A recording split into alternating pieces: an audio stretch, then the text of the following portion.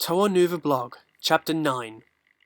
Gali Nuva sprang from the telescope and started running across the sands of Matanui. She had to track down the other Toa Nuva and let them know what she had seen. She was so intent on her course that when Botar suddenly appeared before her, she almost collided with him. "You are needed," said the Order of Matanui member. The next instant, he reached out to take her hand and they both disappeared. When Gali could see clearly again, it was obvious she was no longer on the island of Matanui. She found herself standing in a vast spherical chamber alongside Botar and the other Toa Nuva. The place seemed familiar to her somehow, but she couldn't place it.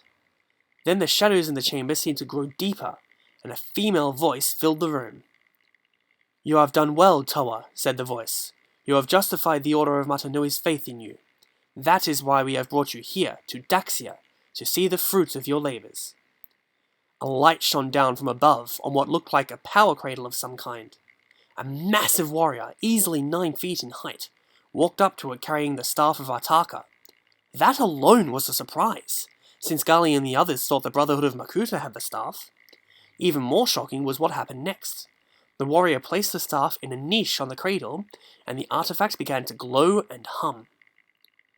"Matanui suffered much due to the Makuta's treacherous attack," said the voice. "Now it is time to ease that suffering and prepare the way for his return." The hum grew louder, and the glow brighter. Finally, Tahu had had enough. "What's going on here?" "What you see is but a fraction of the power of the staff," the voice replied.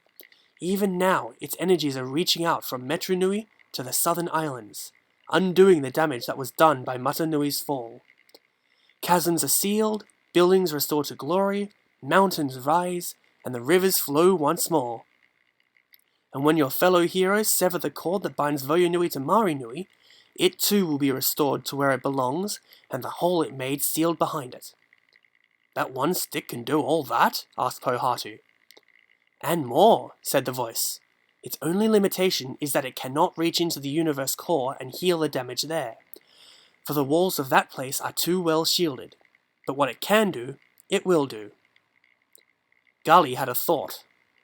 "What about the island of Matanui? Will it repair what the Burrog did there?" The voice laughed. "No, the Burrog did what they were meant to do, even as you have done. And now, Toa Nuva, you have one more task to perform, the most dangerous of them all."